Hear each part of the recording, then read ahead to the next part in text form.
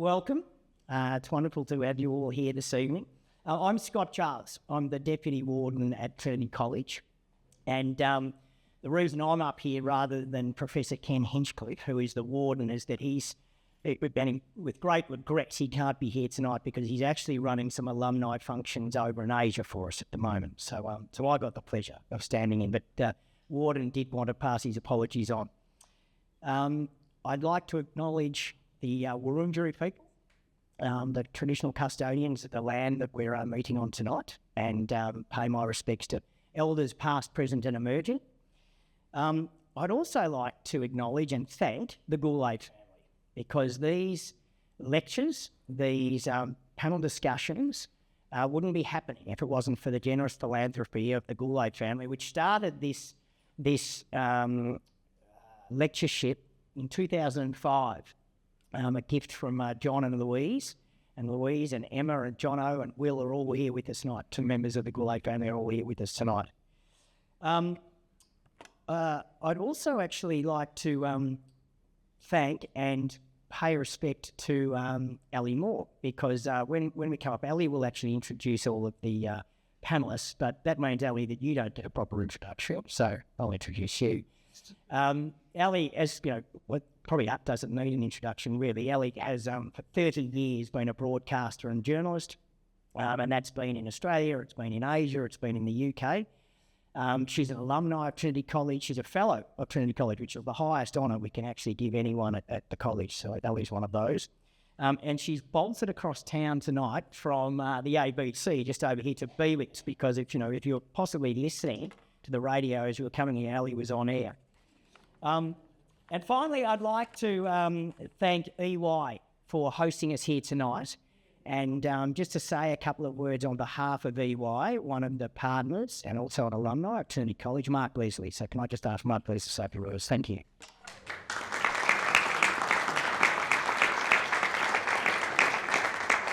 Thanks, Scotty, and welcome everyone. And as Scotty said, I'm lucky enough to be the partner sponsor for this event, and we just love hosting this event here at EY. I think for those who don't know, our global purpose at EY is building a better working world. And so with what John and Louise set out to do, I think there's just a huge alignment with around the ethics and shaping the business community, both here in Melbourne and globally. I think for us at the moment, these conversations are more pertinent than ever with our clients. You've got enormous challenges faced by the business community and society alike around geopolitical shifts, energy transition, which I know we'll talk more about, data management, privacy, AI, and just human rights in general. And so I think that more and more businesses are grappling with these questions. And so the Gourlay family were well ahead of the game on this. And as evidenced by the numbers here tonight, I think it was only a few years ago where I'd get a phone call before tonight's event to say, look, could you fill a few seats? And now it's sold out, and I think I was lucky to get a seat. So look, enjoy yourselves, engage in the discussion, and I'll pass over to Ali to guide us through what's going to be a fantastic evening. Thank you.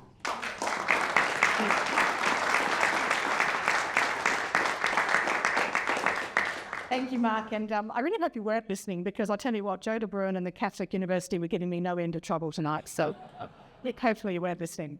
A huge welcome to our conversation, and if I could add my thanks to the Gourlay family as well for really ensuring that we do have these important conversations. Tonight's called Just Transitions, Fairness in the Face of Change. Just while I give you a bit of an introduction, if I can ask my panel to come and make themselves at home at a seat of their choosing up here, and I'll introduce you in a tick, but just so that you've got time to get comfortable.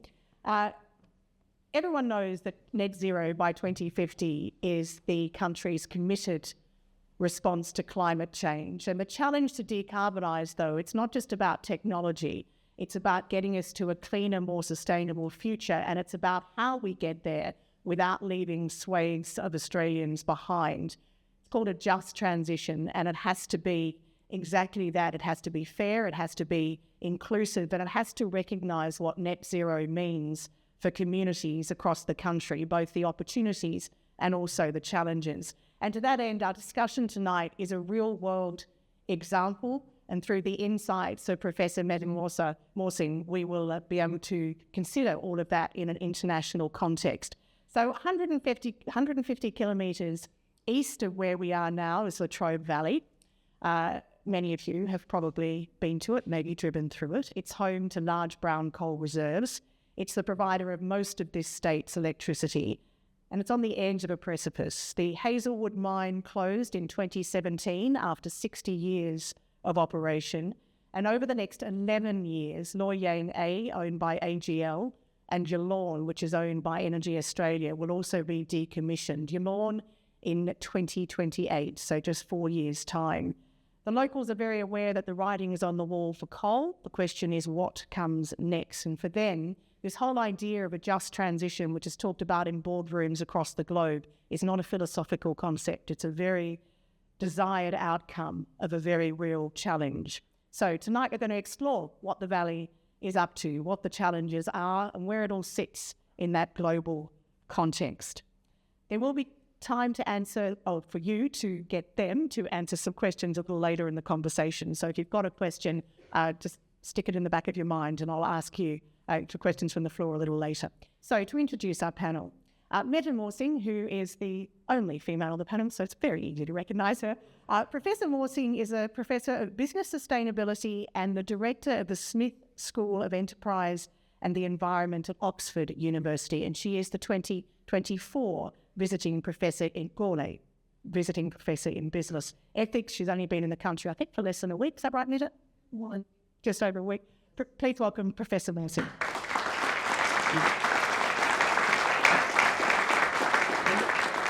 At the other end of the panel, we have Chris Buckingham. He's the CEO of the Latrobe Valley Authority. The authority was set up in 2016, just before the closure of Hazelwood, to help the region with economic transition. Chris Buckingham. Stephen Dodd, just to the right of Mette Morsing, is also from the Latrobe Valley. He's the Secretary of the Gippsland Trades and Labour Council, and both Chris and Stephen have made the journey to the city tonight to talk to you. So please welcome them. And Tennant Reid is the Director of Climate Change and Energy at the Australian Industry Group, which represents around 60,000 Australian businesses, including AGL and Energy Australia. Should have got you to clap at the end. I'm sorry about that, but please welcome Tennant. So let's start with, I guess, a basic question, but an obvious one. Mette, what exactly does a just transition mean? Yeah, no, thank you. This is a very important question, of course, and I was sort of researching if it originated from a particular person or a particular organization. It does not. It has sort of emerged out of a lot of different voices, a lot of different concerns, and today it is a framework for assuring, I've got my notes here, so I'm sure I'm getting it right. It is a framework for ensuring that the shift fossil fuel-based economy to a low-carbon, net-zero sustainable energy system is done in a fair and equitable manner. And that means that the emphasis is, of course, on the technology, on the financing of the net zero towards the net zero world, but it very much also has an emphasis on workers, communities, industries most affected should not carry the burden alone of the transition. Instead, they should be supported through, for example, job retraining, social protections, economic diversifications. And there are three principles. The first of them has to do with social economic equity, that vulnerable workers are not left behind in coal, oil and gas, new skills, etc. The second principle has to do with environmental justice, and it has to do with priorities to protect communities impacted by environmental harms when, for example, floods, hurricanes, wildfires, heat waves, etc. are happening. But in this case, for our discussion here tonight, also those who are affected by the transition themselves. And the third principle has to do with something that I'm really interested and excited to talk about here tonight, the collaborative process, which I think oftentimes is forgotten and underappreciated, and what it takes actually to make that happen. Engaging workers, business and governments and communities to create sustainability practices. We'll get to the collaborative process in a moment, but let's go back to 2017 when Hazelwood closed. Stephen, you just heard what a just transition means. Is that what happened in 2017? No, that didn't happen in 2017. Engie pretty much gave 5 months' notice that they were going to shut that power station. It was a complete ambush on the workers and the community. And out of that, we had to deal with it, the LVA and the Trades and Labour Council, but it's not the way to shut down a power station. There was a view from a lot of people that it was going to be a gradual shutdown, but they just come in and basically 5 months' notice that never give anybody time to adjust. There were people actually working for Engie that had been recruited from other states that, just bought houses, cars, a whole range of bits and pieces. To say the community was shell-shocked would be the understatement of the year. And Chris, I guess the Latrobe Valley Authority was set up only in 2016. They shut in 2017. Wasn't enough time, was it? No, it wasn't, and that's one of the reasons why the government's so pleased that both Energy Australia and AGL have had the decency to give us a decent closure period in terms of helping workers and their families plan for the future. And that's not what happened days with closure, albeit everybody in the community knew that plant was aging, was in a lot of bother. The fact that it was the first to close, first significant power station in the Latrobe Valley to close, and the way that it was closed actually probably re-traumatised many, many people who are actually still recovering from the impact of privatisation. And that's what I was going to say. The fact that that was done so badly, and Stephen described it really well, makes everything that comes next harder, doesn't it? Absolutely. So, if you take the classic sort of emergency management response sort of thinking around fast response, get the recovery happening, and then build resilience, that the impact of that short-term closure notice meant that government and indeed community weren't able to lay the groundwork in any way around building out resilience and the capacity to respond. So it was done at speed. And we can look back, Steve, and go, actually, it was probably a job reasonably well done, but it could have been done so much better if actually the company had actually had the decency to let us know what was happening. Now, I want to look at what the authority does and how you sort of come back from that. But Tenna, let me bring you in here. And my question was, have we ever done a just transition? So it depends on how just you want. We have had a lot of economic transitions in Australia and around the world, and some of them, many people would say were fine. Some of them, many people may not even have any awareness that they happened. Like, we've seen a lot of technological transition and whole categories of skill and employment fade over the years. Print shops, graphic design involving cutting things out and sticking them in place, and not what you see, what you get, digital typesetting. We had an automotive industry exit, the assembly part of it exit, in quite a hurry. I mean, it's very slowly and then all at once. But there were efforts by the South Australian government, the Victorian government and the federal government of the day, which was happy to provoke, willing to provoke the exit of the auto industry, but they did make some provision for managing the fallout. A lot of workers found new jobs. A number of parts makers moved from primarily supplying a domestic sector to supplying global auto parts. There was regional diversification. There were a lot of ideas. Some of them didn't work. Some of them have worked quite well to reuse the industrial facilities where the car assembly was done. A lot of people would say that went okay. Was it just? Well, there was a lot of regional assistance. There was individual worker assistance. I would say, coming from an employer organisation, not all employers were happy with it, not all workers were happy with it. It was okay. But if we hold ourselves to a really high standard, then no disruption, nobody worse off. I'm not sure if there has ever been a just transition by that standard, and there may not ever be.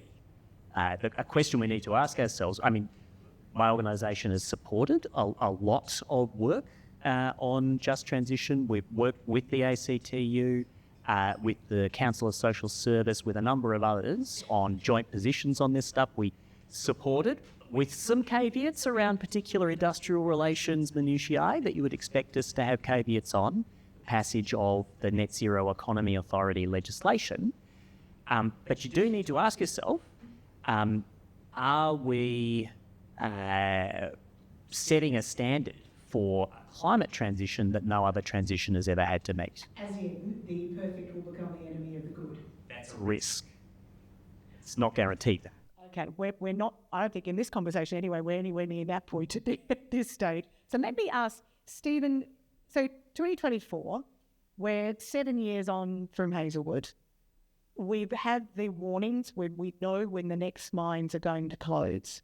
How much better prepared do you think the workers are? They're miles in front, to be quite honest. They're currently, the workers at Geelong are doing training to try and transition into other industries. More lead time you get, the better it is. 5 months is not a very good lead time. And unfortunately, if you look at the industries like the oil and gas industry, which is winding down, that'll be gone shortly. There's no oil and gas rate, there's very little gas. And so we've got the perfect sort of storm. We've got the forestry industry shutting down, we've got the oil and gas industry shutting down, and we've got the power industry shutting down. So, one of the things that has really got me about a lot of these companies, they do a lot of training, but none of it's nationally recognised. So for somebody from the oil and gas industry or somebody from the power industry to, go to another job, their qualifications are not recognised. And we found that with the Hazelwood work. We had guys that, drove bulldozers and drove the units at Hazelwood. Once they're outside that gate, those qualifications didn't count. So is that different now with all the training that's going on, the reskilling? Are they going to be for real jobs? For real jobs, and they're going to be accredited training. It's going to be nationally recognised training, not the Yellowwood Power Station training or the AGL Power Station training. It's going to be actually nationally accredited. So those people can actually leave there with that qualification, and who knows where they may end up. But at least they're going to have a resume that actually talks about nationally accredited qualifications, like you take the bulldozer driver from Hazelwood, he goes to a quarry to get a job and they say, I've been pushing coal around for the last 30 years now. And the quarry guy said, okay, mate, so where's your qualification? Without those qualifications, and we've done a lot of work in training. I think Hazelwood guys, over 4,000 qualifications we've got for the guys, you know what I mean? And Chris would understand this. I think about 80% of the guys from Hazelwood, and I'm talking about the permanent guys, but also the contractors, have gone on to get other jobs. And so 4,000 qualifications have actually helped. So Chris, I guess that's the question, is it? There's a lot of money. I know, for example, Energy Australia has just held a huge jobs fair. They've put $10 million into a transition program. So there's a lot of focus on training and retraining. Where are the jobs in the Latrobe community? They're right across the board, and I think probably one of the things that Steve's alluded to this is we've had these really strong male blue-collar dominated workforces that have been really almost in a monoculture in terms of the places that they've worked. And the training component is critically important in terms of them being able to navigate their way out of one workforce and into another. And a really good example would be the recent disruption. job loss restructure at Maryvale Mill, which is opal paper. So the white copy paper came to an end. There was 200 jobs gone. About 350, 300, but quite a few jobs. And there was a lot of worry in the Latrobe Valley around what that would do for the local economy. But what we found was, and it's partly, just as much as anything else, it's just partly the state of the workforce. With an ageing workforce, those people within the mill actually had transferable skills that could be applied in other workplaces. As plant, and this is not the solution, as plant ages, within the power stations, the maintenance schedules become deeper and greater and more expensive, and therefore more people are employed. And so the pool of those highly technical skilled workers, and they are very capable at what they do, becomes smaller, and so the competition for talent becomes greater. So in a very strange way, if you told me 6 months prior to the closure of the Maryvale Mill there's going to be 350 jobs lost, I would say watch out, Trobe, and we're going to see some serious economic fallout in the context of retail, hospitality, and the like. But I don't know if anybody's been to Trobe recently, but I've never seen it looking so busy. It's absolutely rocking. So, some things are kind of like beyond the scope of one's imagination, but I think part of it too is understanding that skills travel. And we saw it also with the native timber harvesting industry closing down quite quickly, albeit everybody saw it come from a long way out. 99% of those workers have got jobs elsewhere, and when you ask why, it's because if you can drive a log truck, you can drive a truck anywhere in the country. Sure. But that's the good news story. If you look at the stats, unemployment in Latrobe Valley is, 6%. It's higher than the regional average of this state. It's higher than the state unemployment rate. Yeah, it is, and it's lower than it's been in 30 years. So, I mean, it's all relative, right? So if I was to point at challenges within the workforce, within the economy, within the Latrobe Valley and Gippsland, I'd be pointing out the workforce participation rates, where we see possibly some of the lowest workforce participation rates in the country, and a higher concentration of women and people from systemically disadvantaged backgrounds represented in that non-participation rate. And I think that's probably one of the things that we came to after 2 or 3 years of working in response to blue-collar workers coming offline and being really sort of traumatised by their experience. What we learned very quickly was that we need to think not only about the workers, but their families, but also the community around them. Because when we opened the doors and said, we're open for business able workers, we'll help you, very quickly we got a very sharp response from the community going, those guys have been earning good money for 30, 40 years. I've been unemployed for 5 years. Where's the help for me? By the way, those workers coming into the workforce, into the labour market, are going to make it even harder for me to find a job. So one of the things I would point to, without going on too much, Ellie, is that it's really important when you think about a just transition, you've got to think about a whole community, a whole region. You can't take a workforce in isolation and go, right, let's get those boys into jobs elsewhere, because you're actually not fixing the fundamental systemic issues that a region or a community faces. It's got to be a holistic approach.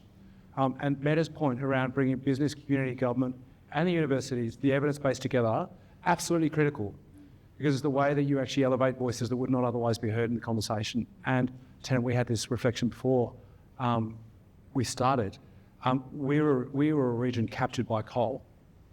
Right? The fear of loss actually outweighed our capacity to think strategically about what our future looked like. And with the incremental losses that are now occurring, the region are now having difficult conversations about what we want the future to be for our region. So that community approach, that holistic approach, which it has to be. I want to ask Mette about the international experience, but first, Stephen, do workers feel that? Does the community in Latrobe Valley feel that basically as a community, not just as a workforce, the companies, the country has your back? Look, in real terms, I mean, the workers in the community and the employers in the region, we all know that where our future is actually industry development. And you're right, asking that question about, you train somebody where to from here. And there is a number of projects down there, like there's the waste to energy proposal. And I think that's, if that gets up and running, that'll be really good, because coming out of that, then we can move it via manufacturing, which is heaps and heaps of manufacturing jobs in that region, which would just about cover most of the power industry, probably up to 6,000 jobs. And I've seen all the stuff on that. Coal to hydrogen, another one that we're talking about is that Barramundi farm, believe it or not, which would be similar to the salmon production in Tasmania. That's the type of tonnage we're talking about. That's diversification. If ever I've heard it. we need to diversify, urea is another one, fertiliser. There's endless opportunities. But, there are a lot of people in Latrobe Valley, or some people in Latrobe Valley. It's always a glass half empty. We see it as a glass half full. And we're going to try and, promote industry around there. I don't have a problem talking to employers or whoever. The Gippsland Trades and Labour Council, we're an industrial organisation, but we're also a community organisation. And there are some good signs that, we are going to succeed. We're not going to get left behind, Ali. Mette, let me ask you from a global perspective, that whole of community approach, that, you open your doors and it's not just about the workers, it's about making sure that people want to live there, Is that what you see elsewhere? Yeah, no, I think what has already been said here, that maybe we have not seen yet the perfect, as you say, the perfect just transition, because it's very, very complex. And I have in my research team in the UK, we have people looking particularly on how to help the just transition. And you will know in the UK, the government has established a particular task force to do research on this, to help, to do impact, to go out and get good examples. And I think it's fair to say it's one of the executive courses we're developing right now that we expect most sort of people to actually join up, because there's so many questions and there's such a big need for this kind of conversation and this kind of training that you are actually living here. I would love to explore this, after tonight, more with you and how you're going. Come down and see us, mate. We'll show you. So we can learn from you and the struggles and the wins that you are experiencing in Latrobe Valley. And I was doing a little research just to understand what are some of the good examples. And there's a good examples back from Germany. This is EU, back from Germany, back in the late 90s in the Ruhr Valley.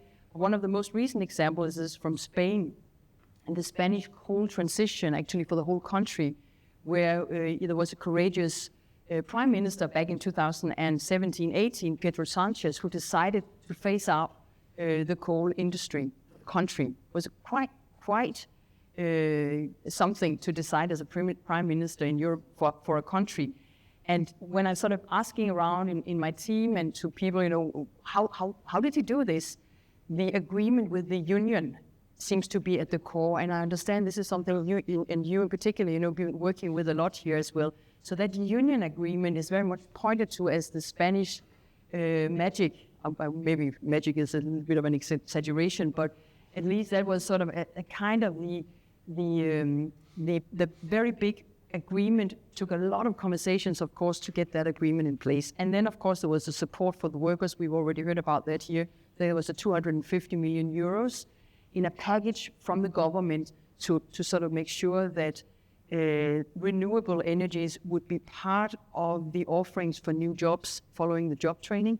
But also tourism industry has emerged in other spaces following the closure of the coal industry in Spain. And of course, then there was the public support, which also took a lot of investment and a lot of conversation. And that you just talked about tourism and other industries, and Stephen talked about barramundi farming. I'm really looking forward to that one.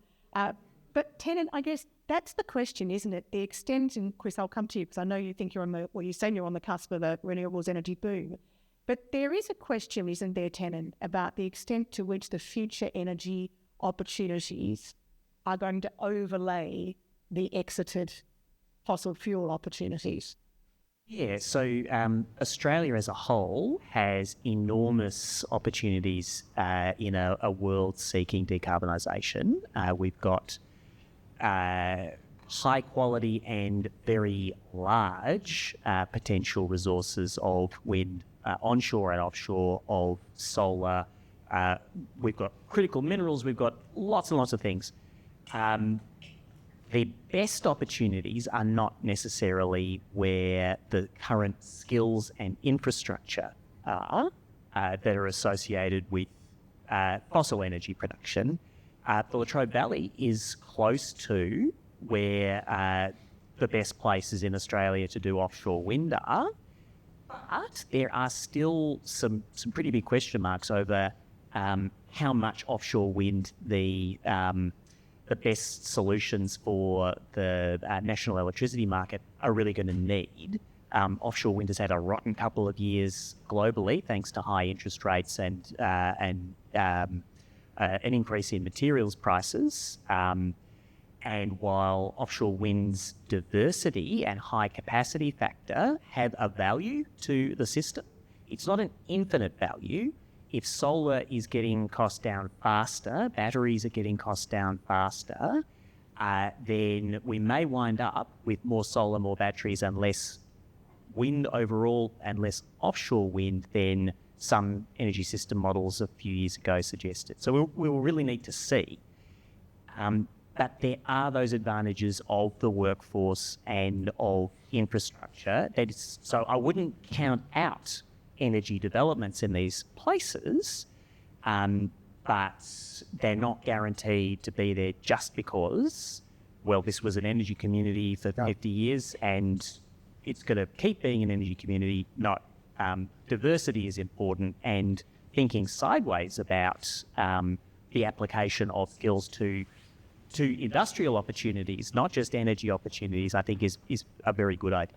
So, Chris, where do you see the jobs in? I mean, I know that you say that when you were making the point that, and the older these plants get, the more maintenance they need. Anyone who currently works in the sector will have a job until 2035. But post 2035, or maybe earlier, where do you see the jobs in the valley? Where do you see the boom in the valley? And I think probably, I'll just caveat that, because I did talk about being on the cusp of a boom. I think one of the things we really want for the Latrobe Valley is not a boom and then a bust.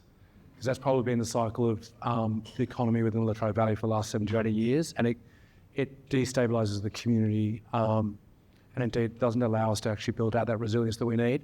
So, from a Latrobe Valley Authority perspective, we took a strength-based approach. So we looked at the sectors, visitor economy, food and fibre, health and wellbeing. Actually is the largest employer in Gippsland at the moment, and energy, and then looked at the ways that we might transition workforce or indeed community to be able to embrace those opportunities.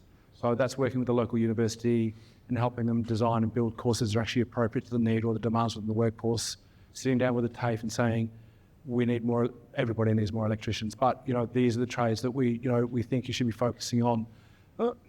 And then trying to get a closer match between the workforce and the community and then the needs of employers. And I think, Steve, I don't think you've overemphasised. I think the training and education component is actually critically important for the long-term transition within the Latrobe Valley. And I think the irony is, well, certainly not lost on me, that we have probably the poorest university in regional Australia, or in Australia, delivering tertiary education to a community that is going to be the most impacted by transition. So just think about that. And when you think about... So why is that? Why is there... There's no corpus. There's been an instability in terms of the institutional owner of the campus. Monash was there for many years, and Federation Uni took it over. And I think lack of a corpus behind the university, a lack of reputation, for argument's sake, but then also just the operating model. And obviously, people would be well aware of the strain that universities across the country are facing. What I'm suggesting to you is that we have one of the poorest universities working in one of the most challenged regions, trying to support what is an integral part of a successful transition. Isn't that something that that the federal government should be focused on if they're really keen for a just transition and getting it right in that basic sense? That's a rhetorical question, I reckon, Ali. So I think for me, but as a key cornerstone, we know that 70% of people who study at Federation University, the Gippsland campus, stay in the region. And when you think about regional communities and the challenge they have retaining young people, it's absolutely no-brainer that we actually skill up and educate people in the region. So then at least they have a choice. And don't get me wrong, both my kids, one went to RMIT, one's gone to ANU. I hope they'll come back, right? But the chances are that they won't. But boy, I've enjoyed the last 3 years working with well-educated, intelligent people who went through Federation Uni in the last 5 or 10 years and worked with me in the Transition Authority in a place-based approach to supporting its own community.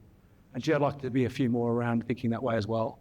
And just on the Latrobe Valley Authority, I mean, essentially, if you look back over since 2016 when you were there, how would you describe your achievements? Like, what have you seen your role as being? Facilitator as opposed to deliverer?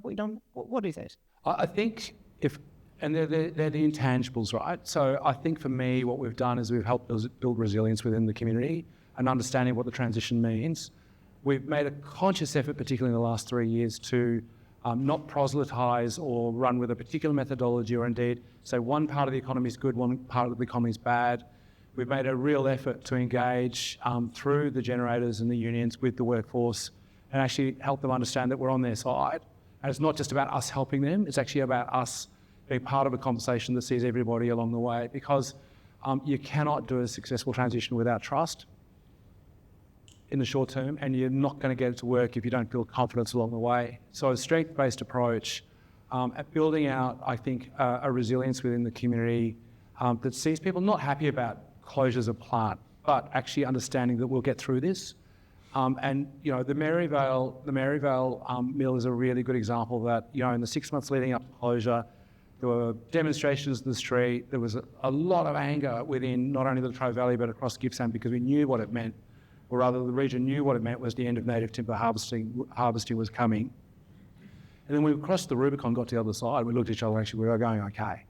It's not great, it's still 6%, Hallie, right? Like we should be better. We're one of the most resource-rich regions in the country, incredible natural values, a great place to go for a holiday. You know, it's a ripping place. And so why should our region be sitting at the bottom of the scores in terms of health outcomes, in terms of family violence, in terms of workforce participation? And so in many respects, I think from an LVA perspective, is as we come to an end, Nelly, if we see our region continue to grow, our community continue to back each other, to work collaboratively, we know that our work is done. And one last point that I would make, and I'm going to stop because it's something that landed with me today, was we had a presentation from representatives of the First Peoples Assembly today in Morwell, and they were talking about the division within their own community 5 years ago and how they managed to come together and sit in the same space with each other and advocate successfully, I believe, on behalf of treaty within Victoria. And it was quite inspirational.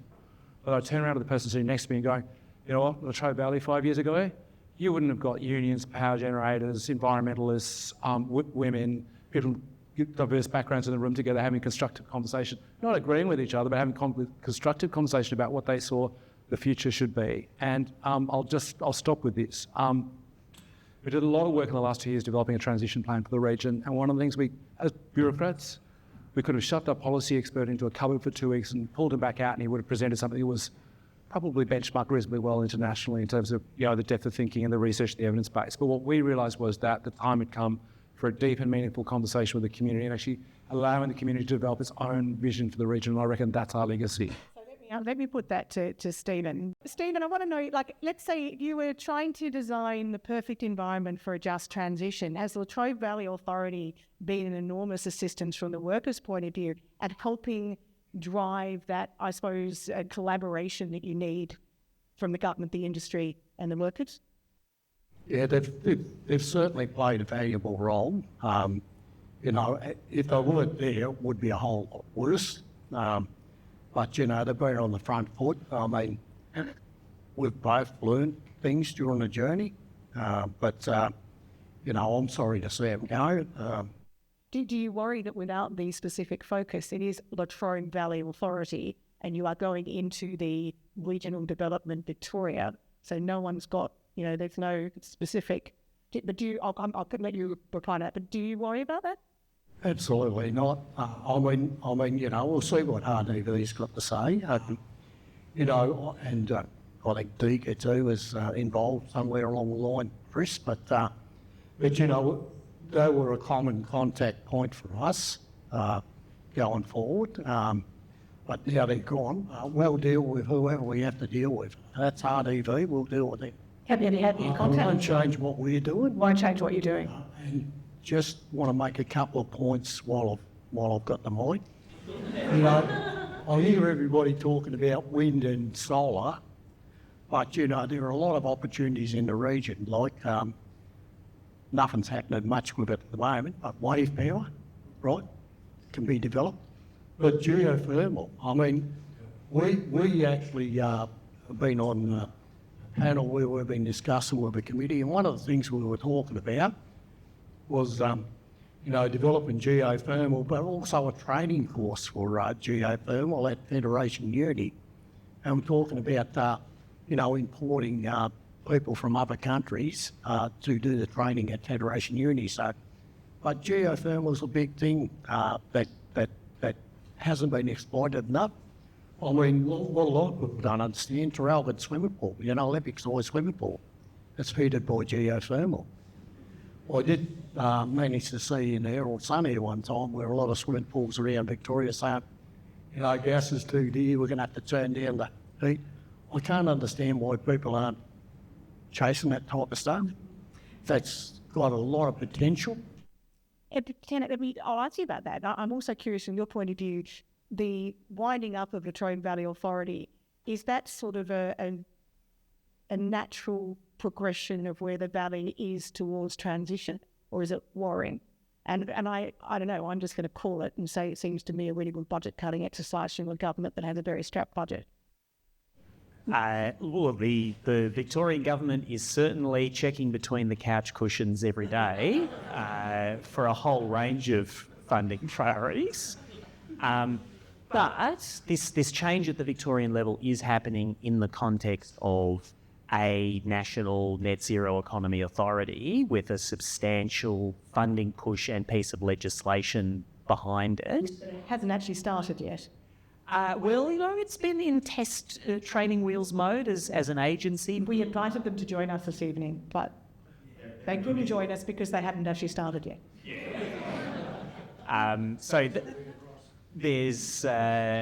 There is the potential for a bit of disruption in and of course the national body is looking to work with state bodies and to try and mediate among a whole bunch of federal bodies. They've got a tough set of jobs to do.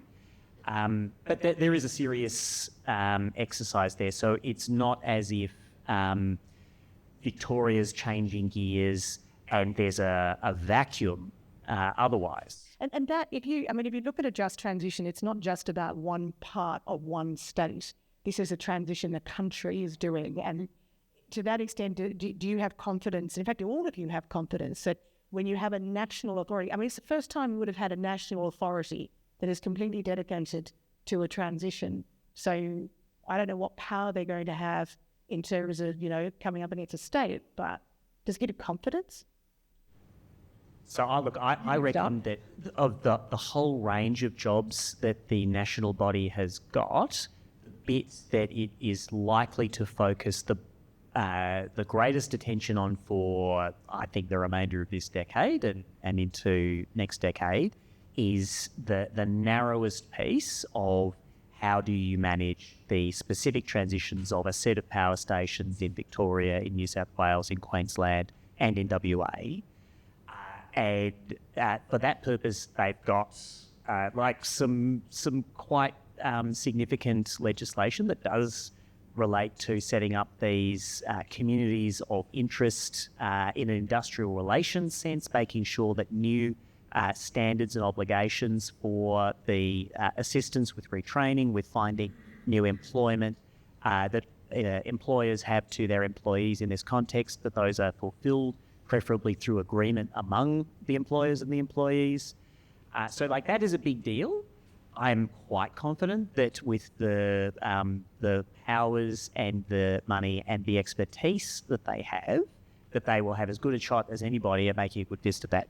It's the everything else, which is broader economic transition, facilitating the seizing of wider opportunities, including opportunities beyond those communities. We have a lot of positive opportunity in Australia, but a lot of that is in different places. North Queensland, Northwest and Western Australia are where the Ross Garnaut ultra mega superpower visions are most likely to be realised. So that's a huge job, and I don't know that the NZEA has got the headspace for that job, while it is very properly going to be spending time sorting out the Latrobe Valley, the Hunter Valley, Collie, and a few different places in Queensland. Yeah, I'm going to go to questions from the floor just a tick. I do just want to grab you two on this. And Stephen, can I just ask you first? Stephen, are you confident that, or are you looking forward to working with a national authority, this new net zero authority? I'm quite happy for him to come down and talk to us. I'll hear a lot about it. It's a bit like when we did the transitioning and that, a lot of people will tell us how to do it, but I've never seen any of them on the ground. When I see them on the ground and they come down, yeah, we'll work with them. Yeah, but no one's been on the ground yet, and that's it, isn't it? It's not just Haven't seen them, just heard about it. Yeah, Chris? Yeah, so there's a couple of things I just want to pick up. One is that one of the learnings we've taken from the transition planning process is you cannot get a sustainable transition in the Latrobe Valley if you're not thinking about the whole of Gippsland. There's a whole lot of reasons for that. I could spend all night talking about it, but if you're from Gippsland, you'll know exactly what I'm saying. We've got to take the whole, and that's really hard. It's 200,000 people in an area about 25% of the state, but that's just a given. So please, when you think about Latrobe Valley, think about Gippsland and vice versa. In terms of regional development Victoria, they are an incredibly committed bunch of people. I've worked with them for the last 2.5 years at the LVA. We've worked closely. Our roles have been different. If you think about it in terms of really simple terms, the LVA has been all around creating the conditions for social, economic prosperity in the region, and RDV had a really strong focus on actually facilitating investment, providing grants to business to actually encourage employment and the like. So there's undoubtedly, as much as we work closely together, there's going to be some grinding gears as we make the move. But I've got a lot of confidence in the people, particularly in the region, who we work side by side with for the last few years. And I know that at 121 Exhibition Street, there's an absolute commitment to making this change in the operating model work. The last point I make is around really quick, Chris. We've literally got about 10 minutes to go. So very quick. Yeah. The NZEA constituted the agency have been in deep engagement with the region. They haven't even met Stephen. No, but I guess they're probably still doing the prospecting, listening and working things out. I think as they constitute as an authority, we'll see a broader based engagement in the region. And I'll be saying to them very clearly that the unions, alongside the generators, are absolutely critical in the conversation. So, Steve, I don't want to feel excluded about it, but they've just been very quietly, and I dare I say, humbly asking questions of local government and state government within the region, and are also committed to a place-based approach. Mette, from a global perspective, the whole of nation approach is essential, isn't it? Yes, absolutely. But you were sort of inviting us also to ask questions to each other. So maybe I was just listening to this fabulous conversation here. I'm really interested in the details also of your jobs. You were telling me that you were working across 24 unions, and I think sometimes we underappreciate that kind of diplomatic work that has to take place. If you lose your legitimacy, if you lose your authority, if you lose the trust, as you were saying also before, Chris, if you lose the trust from these people, it's not going to work.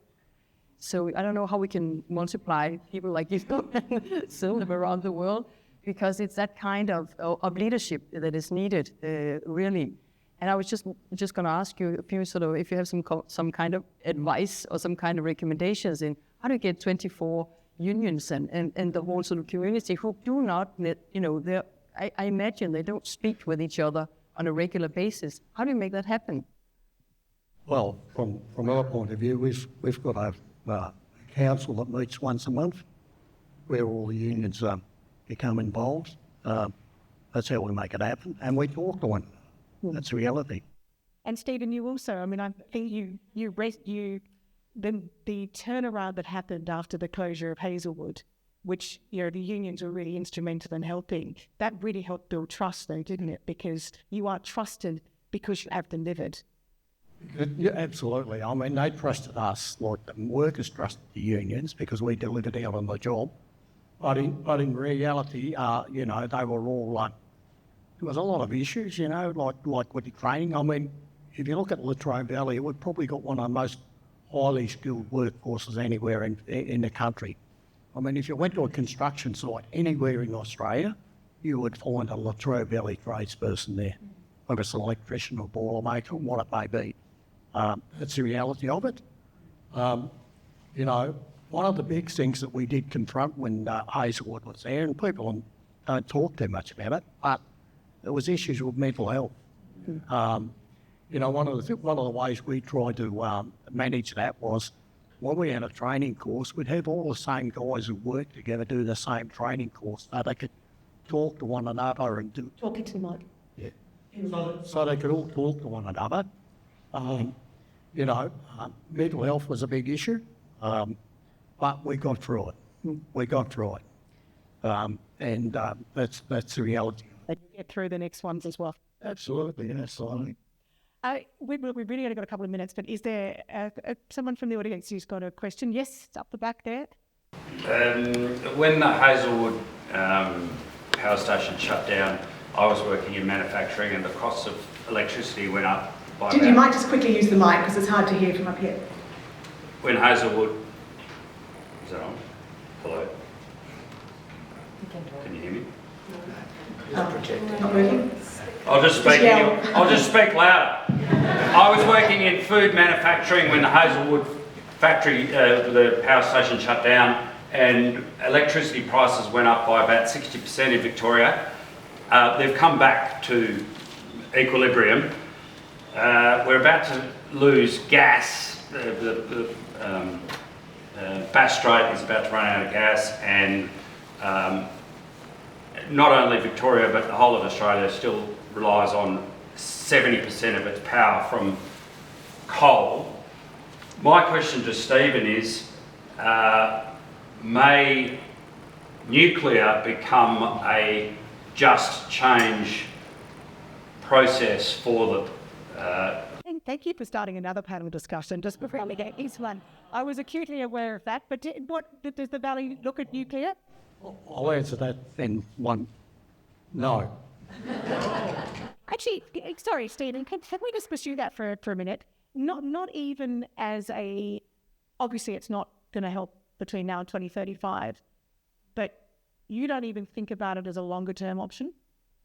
Absolutely not. And let's face facts. How many jobs are in nuclear? Not as many as there are in coal or the other industries like wind or geothermal or whatever it may be. Nuclear is way too expensive. And I'll just, like I spoke to some of my guys that looked after and do the maintenance in the power stations, and I said, this nuclear stuff, what do you think about it? Would you be happy doing the maintenance on that plant? You know what they do with the coal ones? They said, absolutely no way. Because it just doesn't stack up. I mean, it's for me, it's just something that's slowing down all the other stuff. Tennant, it was interesting. There's a big coal and we're in a big energy conference in Sydney at the moment, and the view from there was that it's something that maybe should stay on the table for later, for down the track. Where do you see it? Do you see it lets us just slows us down and distracts us, or is it? So, nuclear energy does not look economically attractive in Australia. Never say never. We could win nuclear Tats Lotto. The technology developments that are being tried, but are still at some distance away from commercial deployment in the United States and elsewhere. Like the small modular reactors that are highly manufacturable, it may all be very exciting. As of now, doesn't look like something that you would stop doing what appears to make the best sense now to wait for. But I would like to pick up on one extra thing from the question, which is that changeover in the energy system in 2017. The other thing that went wrong at that time was the price of gas went up a lot because of the takeoff of exports of LNG from Queensland, and a formerly isolated market became globally price linked just at the time that the electricity market became very tight, thanks to that rapid retirement that we weren't ready for. We hadn't built alternate infrastructure because a lot of people thought, modelling that the Victorian government referred to, said, there's heaps of capacity out there. We're still working down the overhang of the great big build out by all the states in the past. It'll be fine. And actually, no, this was the bit that kicked us over into a really tight market. So we do need to make a much better fist of it with the next wave of closures. There's a huge amount of attention and effort going into that. Will we have built everything that we need to build in time? All the transmission, all the generation, the storage, gas peakers, And are we sorting out adequate gas supply for the times when we need gas peakers to fill rare but significant when they happen gaps between supply and demand? We've only got a couple of minutes left. I know that our guests are going to be staying afterwards, so if you do want to if you've got a burning question, you'll be able to ask them that question. I just want to finish by asking all of you, if there was one thing that you could do tomorrow that you think we may already be doing, but maybe not doing enough of it, that will give Latrobe Valley a greater ability to look back in 2035 and say that was a just transition, what would it be? Chris? In this room, I would ask you, as well-educated and thoughtful people, as members of the civil society, to take the lenses that you may apply to your worldview or your view of the Latrobe Valley and Gippsland, take them off, and just look at the Latrobe Valley for its strengths, its quiet optimism, and the need for that community to actually feel supported by the rest of Victoria, because the Latrobe Valley has supported Victoria for 80 years with brown coal, and we want to make that change, and we need the people who benefit from that brown coal to actually understand that there's not just a debt in terms of government packages and handouts and the like, there's a debt in terms of the respect that that community deserves from everybody else in the state. Thank you. Well said. Ted, what would be your one thing so we could look back and say, yes, it was a just transition? I think it would be if we had created a new energy advantage across the whole country, but certainly within Victoria, by keeping in mind that the cost of renewable energy is the cost of building and financing it in the first place. The maintenance cost is close enough to nothing. And so if we are really productive and we're really good at approving things that deserve to be approved and getting quick no's to things that don't, and we're really good at building things, then we will have a strong underlying economic advantage that can support a lot of industry, a lot of employment, and a great future for not just the Valley, but a lot of places around Australia. Stephen, what would be your one thing that you think would really help you be able to look back in 2035 and say it was just? Well, people who come out of that industry moved on to another job, and the reality is we have to create new industries. That's the reality. And I'd like to look back and say, well, you know, those power stations shut down, but we created new jobs and new industries. And that's what we need to do. We are at a crossroads, you know, and, you know, I'd like to look back and say, yeah, I was part of that, I helped with that, and hopefully, you know, people will have a future. There is a future after the shutting of the power stations. When you only have to look at Hazelwood, you know, 80% of them moved on to other stuff, but we do need to create new industries. That's the bottom line.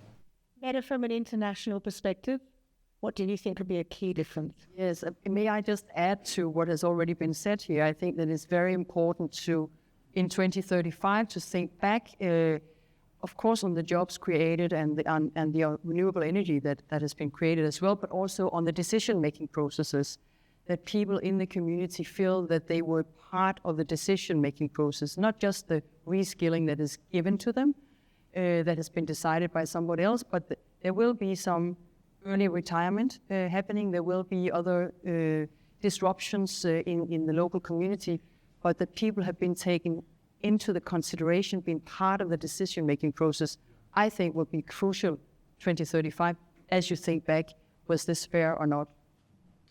I think there was a time, probably around 2017, when people used to say the last one to leave Latrobe Valley, turn the lights off. I don't know about you, but I feel really confident after hearing our speakers tonight that there is a very long and prosperous future for the Valley. We just have to get it right. But please join me in thanking our speakers, Mette.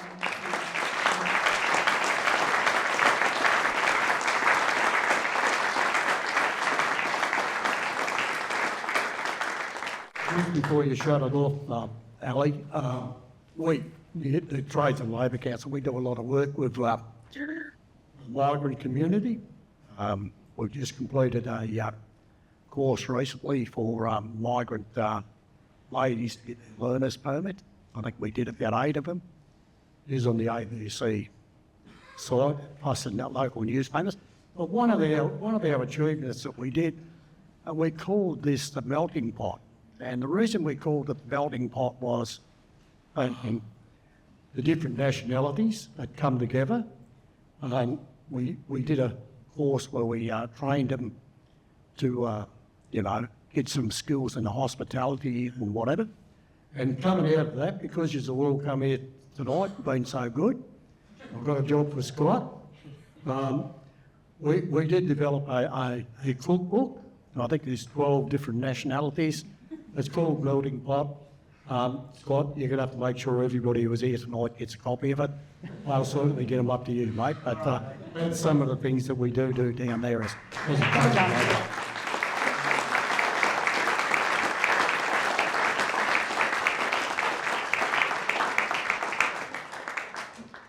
Looks like we've all got our Christmas presents sorted. Well, Like, hey,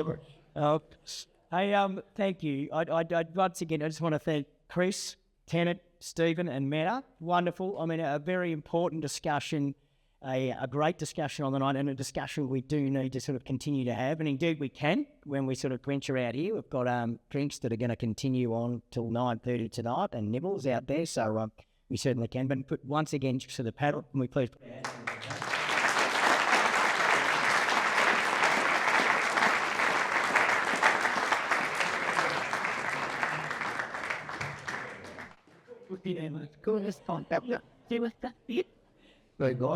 And of course, the person I want to thank as well, Ellie, you are just a star. The way you pull this sort of stuff together, you're extraordinary. You really are. So please, ladies and gentlemen, Ellie Moore.